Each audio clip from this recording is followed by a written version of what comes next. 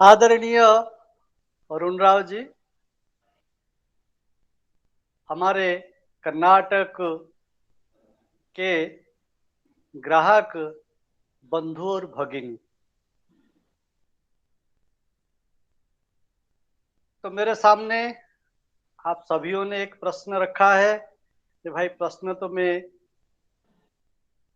English में तो कहना भी उचित नहीं समझता हूँ। दूसरा जो है कन्नड़ भाषा न जानने के कारण क्षमा प्रार्थी हूँ और मैं हिंदी में ही बोलूँगा।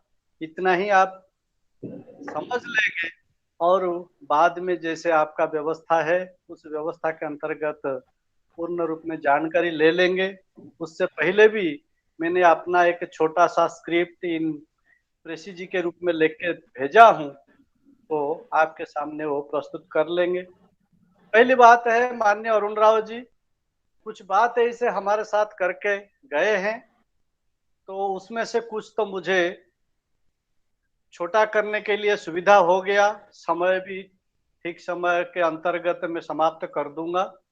तो विषय ये है, जब 1972 में कुछ नौजवान युवक आए, जो वहां पर जो दुर्भिक्ष था, यानी सूखा पड़ा हुआ था, अकाल पड़ा हुआ था, जिसके कारण वहां के बंधुओं ने सोचा इसको कैसे हम समाप्त करें। तो जो ग्राहक शोषित है, पीड़ित है, उसको कैसे हम उभार के ले सकें। तो इसीलिए वहाँ के जो होलसेलर्स है, वहाँ से उन्होंने खरीद करके सामान लिया और लगभग 1 साल तक ऐसे काम करते गए, जिसके कारण उन्होंने भी झुके इनके सामने, उनके विरोध में नहीं गए, लेकिन उन्होंने जो बढ़ा चढ़ा कर कीमत ले रहे थे, वो कीमत बढ़ा चढ़ाकर न ले पाए और ग्राहक को ठीक रूप में उचित मूल्य देकर लेना पड़े,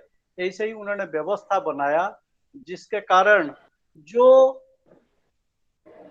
मदखोर व्यक्ति है, उन्होंने क्या किया, इनके सामने झुके और इनको सबक मिल गया, जिसके कारण वहाँ के जो बंधु, विशेष करके पुणे के बंधु, उन्होंने विचार विमर्श आपस में किया कि भाई इसका तो ये निरंतर ये व्यवस्था तो अनुचित है, तो ये भविष्य में समाज में कभी ना कभी कुछ कमी रहेगी, किसी कमी को पूरा करना मुश्किल होगा।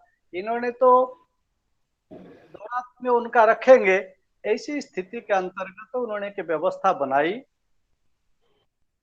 श्रीमान बिंदु माधव जोशी, उनके साथ 8-10 व्यक्ति बैठे और इसके ऊपर विचार विमर्श करके देखा, जो एक संगठन खड़ा करना पड़ेगा, जिस संगठन के आधार पर समाज को शोषण से मुक्त करना पड़ेगा। ऐसे ही एक स्थिति बनाते हुए आगे चले। 1974 सितंबर मास सितंबर मास 9 तारीख को अखिल भारतीय ग्राहक पंचायत का स्थापना की। परवर्ती समय में ये पंचायत का जो रूप है, ग्राहक पंचायत, ये पंचायत के माध्यम से, जैसे पंचायत का मतलब है परमेश्वर, 5 व्यक्तियों को इधर के लोग उधर के लोग विचार विमर्श करते हुए एक व्यक्ति के पास रखते हैं और वो जो जजमेंट देते हैं उसको ईश्वर का देन मानते हुए, ईश्वर का वाणी मानते हुए दोनों पक्ष सुन लेते हैं और उसका सुनते ही समाधान निकालते, जो उसको स्वीकार कर लेते हैं। ऐसे ये पंचायत के रूप में ग्राहकों का पंचायत हो गया। 1978 में पंजीकृत हुआ और 1980 में माननीय वैद्य गोविंद माधव वैद्य, यानी जीएम वैद्य ऐसे मानते हैं, तो वैद्य वहां पर एमएलसी थे, तो उनका जो काउंसिल था महाराष्ट्र में, उसमें थे। तो उनके सामने ये विषय रखा गया कैसे उसको पारित किया जाए और सरकार एक नियम बना दे, विधेयक एक्ट बना ले। तो उनके पास जब रखा तो उन्होंने कहा, तो सरकार ने कहा भाई ये तो महाराष्ट्र की बात नहीं है, महाराष्ट्र में नहीं हो सकता, इसीलिए ये केंद्र का मामला है, केंद्र के पास जाना चाहिए। तात्कालिक प्रधानमंत्री 1984 में उनके सामने ये लिया गया और उन्होंने संसद में जो रखे, जो ग्राहक पंचायत की ओर से एक प्राइवेट बिल रखा था, जो प्राइवेट बिल को लेकर वहां पर रखा गया, उन्होंने स्वीकार तो किया, लेकिन वो विचार विमर्श के मुताबिक पारित नहीं हो सके। वो भी HKL भगत, हरि कृष्ण लाल भगत, तो उन्होंने रखे। फिर उसमें और कुछ व्यवस्थाओं में परिवर्तन करते हुए 1986 में संसद में फिर उनके माध्यम से ही रखा गया, जिसके कारण वो दिसंबर 24 1986 में ये दोनों उभय संसद पास कर दिए। पास करने के बाद 1986 दिसंबर 26 तारीख हमारे देश के महामहिम राष्ट्रपति जी के सिग्नेचर से ही, हस्ताक्षर से ही वो नियम कानून पूरा हो गया। एक बिल, उसका नाम हुआ कंज्यूमर प्रोटेक्शन बिल, ग्राहक सुरक्षा आईनी, ग्राहक सुरक्षा विधेयक के नाम से ऐसे सामने आ गया।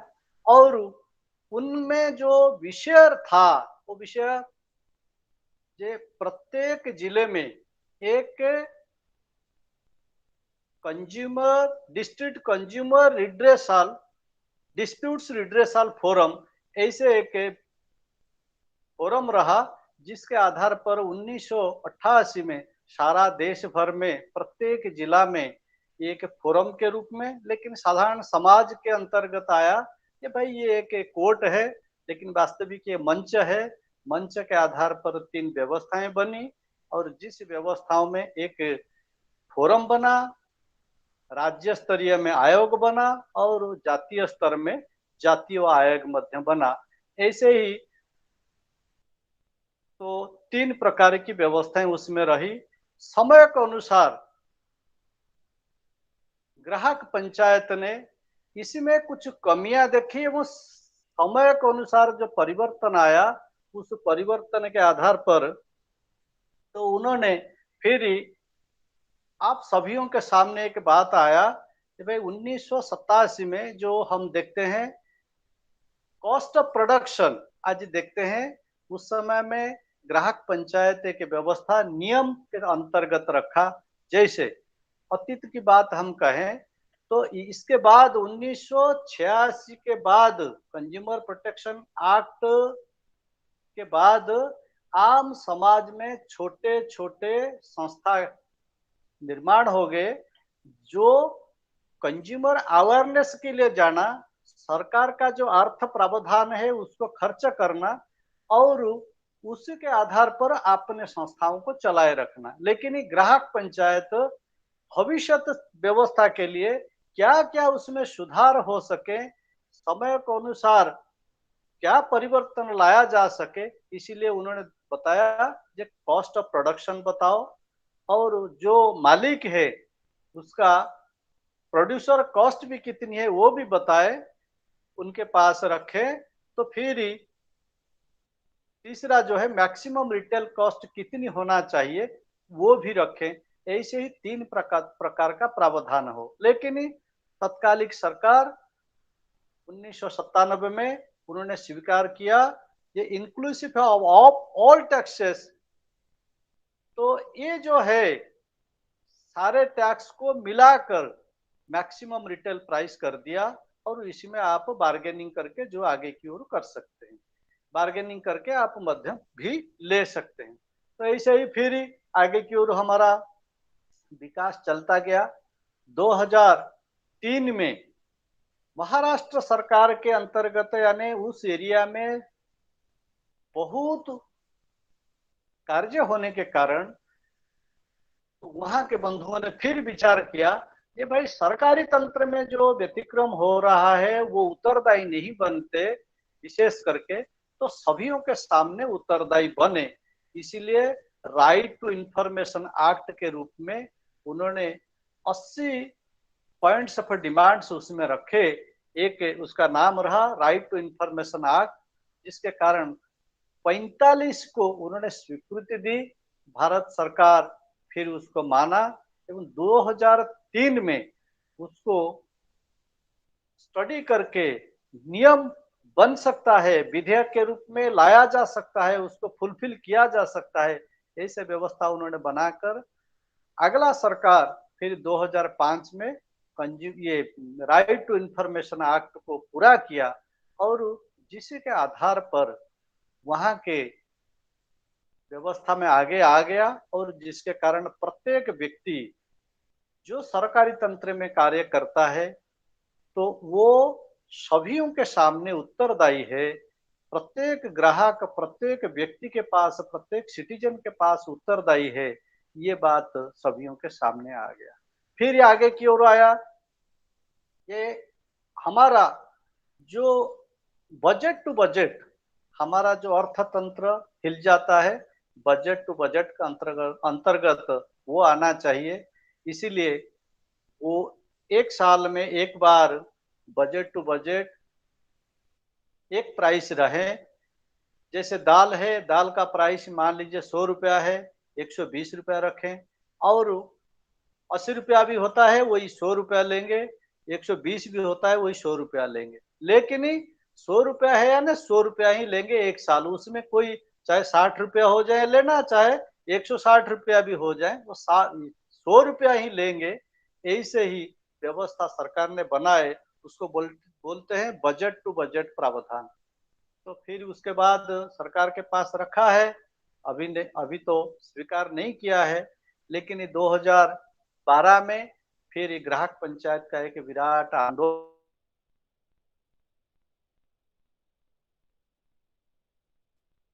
हमारे देश के जहां पर वहां काम था ग्राहक पंचायत का, अधिक से अधिक मात्रा में बंधु आए। महामहिम राष्ट्रपति जी को 5 पॉइंट्स ऑफ डिमांड्स उनके पास रखा गया, जिसमें से एक है कि हमारा एक पूल सिस्टम रखा जाए जिसमें भरपाई भी हो सकता है, वो एक सिस्टम है। दूसरा एक सिस्टम है जो सिंगल विंडो सिस्टम। आज हम देखते हैं जो अगला सरकार आते ही भाऊ साहब दानवे जो आजकल रेल राष्ट्र मंत्री के रूप में महाराष्ट्र से है, वो भी उस समय में वो मिनिस्टर रहे, जिसके कारण ग्राहक कोई भी काम करने के लिए जाता है, कोई इंस्टीट्यूशन बनाने के लिए जाता है, कोई भी एक व्यवस्था प्रतिष्ठान बनाना जाते हैं, तो जाते समय वो 5-6 विषयों पर ध्यान देना उनको पड़ता है।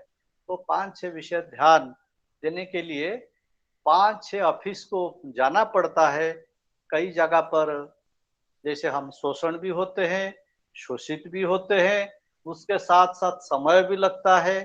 तो उसी के अंतर्गत वो बच गया समय, जिसके कारण थोड़े समय में एक टेबल से वो फाइल लेकर जाता है और काम में लग जाता है। तो ये एक सुधार हो गया।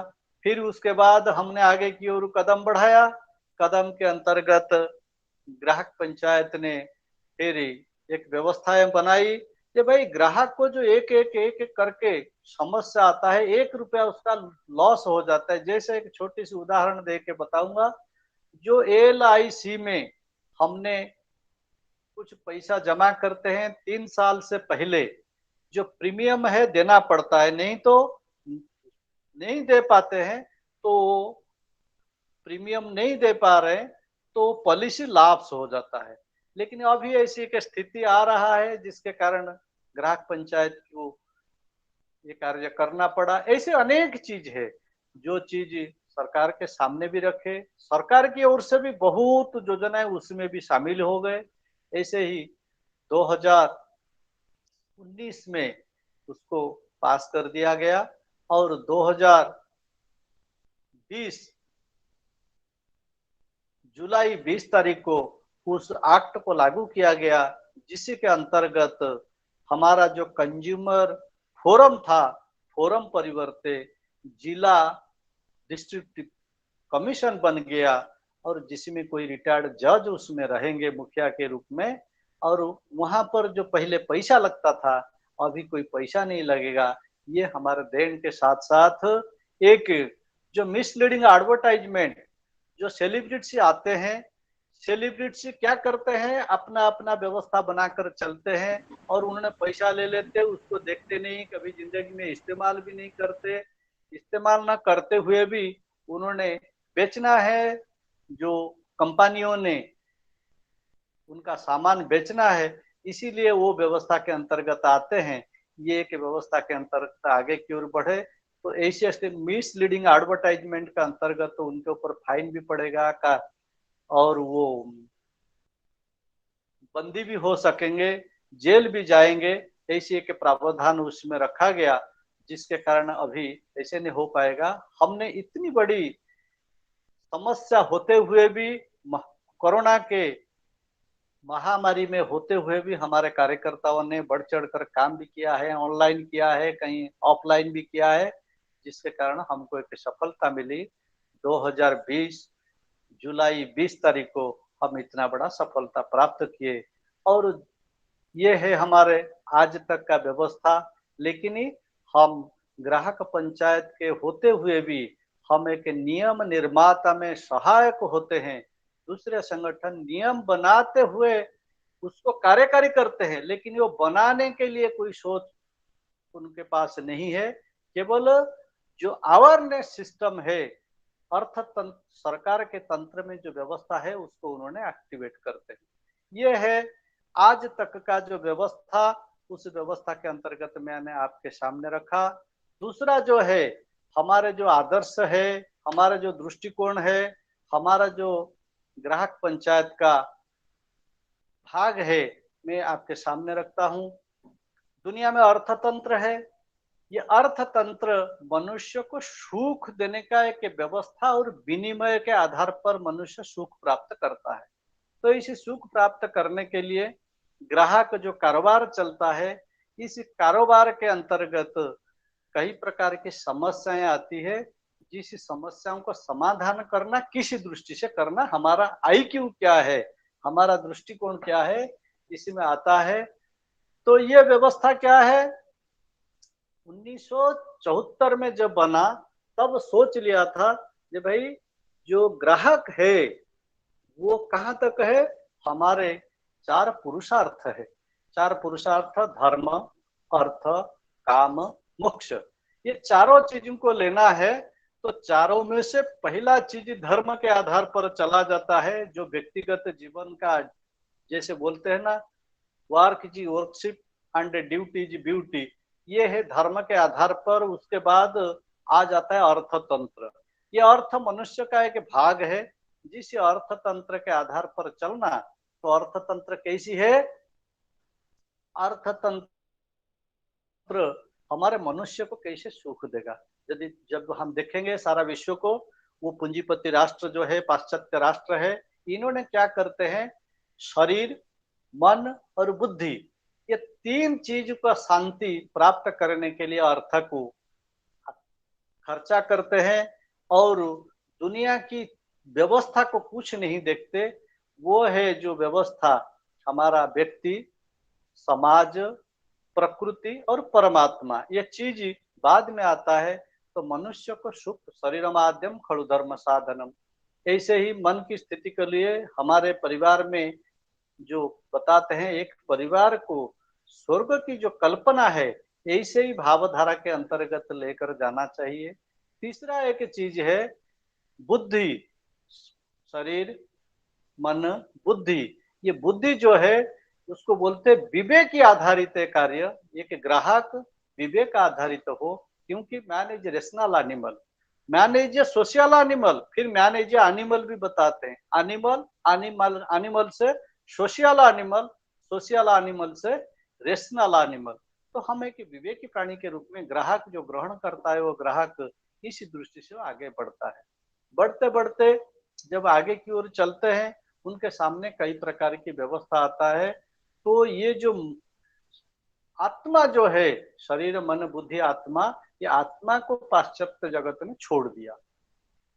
तो ग्राहक पंचायत जो आता है, ये तीनों के चीज के आधार पर ही जो आत्मा न आएगा तो ये काम नहीं होगा। उसको बोलते हैं अलग आध्यात्मिक दृष्टि से निकल जाएगा।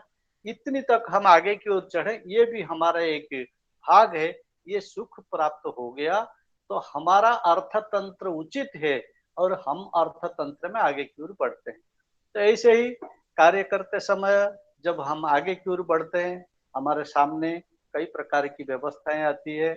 उस व्यवस्था के अंतर्गत हम मान लो कोई ऑफिस में जाते हैं, किसी सरकारी अधिकारियों से संपर्क करते हैं। संपर्क करने के बाद कुछ व्यक्ति के मन में भी आता है, अरे ये क्या है, भ्रष्ट व्यक्ति है, फलाना है, हमारा कुछ नहीं करना। हम उनके साथ अच्छा संबंध बनाए रखना, परवर्ती समय में उनको हमने के कार्यकर्ता के रूप में मान भी ले। और आगे की ओर अनेक कार्यकर्ता ऐसे ही आते हैं, रिटायर्ड से पहले भी हमारे साथ रहते हैं, रिटायर्ड बाद के भी हमारे साथ आ जाते हैं। इसीलिए उन लोगों से अच्छा संबंध बनाना, ये है हमारा थिंकिंग। और उनसे कितनी समाज के लिए कल्याणकारी कार्य ले सके, हम अच्छा है उनको समझ में आ गया तो हमारे कार्य में आ जाएंगे, ये एक मानसिकता उनमें भरनी है। दूसरा, जो राजनीतिक व्यक्ति है वो तो उनसे संपर्क तो रखना पड़ेगा और उनसे काम भी लेना पड़ेगा, लेकिन वो काम कुछ दायित्व के आधार पर उनके ऊपर न दिया जाए और उनको अछूत न रखें। समाज, सारा समाज हमारा है। जैसे शरीर के प्रत्येक अंग का कोई ना कोई काम होता है, ऐसे ही वो एक अंग है, समाज का एक अंग है। तो उस अंग को सम्मान देते हुए, उनसे काम लेते हुए, जिम्मेवारी न देते हुए काम करवाते जाना। और जो विशेष करके ये काम हमारा चलता है, माननीय अरुण जी ने 3 चीज तो बता दिया कि मैं उसके बारे में डिटेल्स नहीं बताता। जैसे ग्राहक जब काम करता है तो उसमें बताते हैं डिग्निटी ऑफ लेबर, यानी श्रम प्रति अत्यंत निष्ठा होनी चाहिए, श्रम के प्रति उत्साहता होनी चाहिए, ये के ध्यान में रखना। दूसरा है उत्पादन में वृद्धि, उत्पादन भी वृद्धि होनी चाहिए। समानता, वितरण में समानता, वितरण का मतलब है जो जो इक्वालिटी है। ये इक्वालिटी कब होगा, जब हम उपभोग में संयमता लाएंगे। उपभोग क्या है, भगवान ने बताया, ईशावासम इदम सर्वम यत किंचित जगत्यम जगत। ये संसार में जो कुछ है हमारा, सब कुछ सीमित है। जैसे गौ को हम दोहन करते हैं, आर निकालते समय दूध लेते हैं, कुछ बछड़े के लिए छोड़ देते हैं। इसीलिए ज्यादा जो कुछ ले भी लिया बछड़े को तो दे ही देते हैं, जो उसके बच्चा है के लिए छोड़ तो देते हैं। उसके साथ साथ हमारे घर में कुछ पुष्टिकर खाद्य भी है गौओं के लिए, वो बच्चों के लिए जो है, बछड़े के लिए, उसको भी हम खिला देते हैं। तो ये हमारा जो भावनाएं हैं, तो फिर समानता कैसे आएगी, जब हम अपना व्यवस्थाओं को नियंत्रण करेंगे। कुछ जी मटेरियलिस्टिक एज है, मटेरियलिस्टिक एज में जो जो व्यवस्थाएं आ जाती है, उस जी व्यवस्था के रामचंद्र जी, अंतर्गत 2 मिनट्स है। ठीक है जी। मैं तो बहुत लेट में शुरू किया, लगभग 42 में शुरू किया, इसीलिए कम भी कर रहा हूँ। ठीक है, मैं देख लेता हूँ। तो इस दृष्टि से हमने आगे की ओर बढ़ते हैं। तो ये जो उत्पादन में वृद्धि, वितरण में समानता, इस समय में हमको एक व्यवस्था देखनी है कि भाई हमको स्वदेशी के आधार पर चलना है। Be Indian, buy Indian, buy Indian, ये भी होना चाहिए। उसके साथ साथ हमारा एक ट्रस्टीशिप होना चाहिए। ट्रस्टीशिप मीन्स हम एक संगठित भावनाओं के साथ ये समाज का जो निराकरण है, वो निराकरण भी हम कर पाएंगे। ऐसे एक बात है, कंस्ट्रक्टिव वे में हम चलने वाले हैं। तो फिर आगे की ओर आता है हमारा 3-4 कार्यक्रम। एक तो है जो सांगठनिक ढांचे में प्रारंभ करना, समिति बनाना, आगे की ओर 2 कार्यक्रम करना जो अखिल भारतीय स्तर पर निश्चित है, वो है दिसंबर 24 तारीख के ग्राहक दिवस बनाना। और एक अपना जनवरी 12 तारीख विवेकानंद जी को हमारा आदर्श पुरुष मानते हैं, तो उनके आधार पर हम चलते हुए उस दिन एक एक कार्यक्रम करना और हमारा जो संगठन का अर्थतंत्र है उस अर्थतंत्र को पूरा करना, ऐसे ही एक व्यवस्था देना। उसके बाद फिर हमने आगे की ओर जाना कि भाई जो हम करते रहते हैं उस करते रहते समय किसी का हम नुकसान करके नहीं जाना।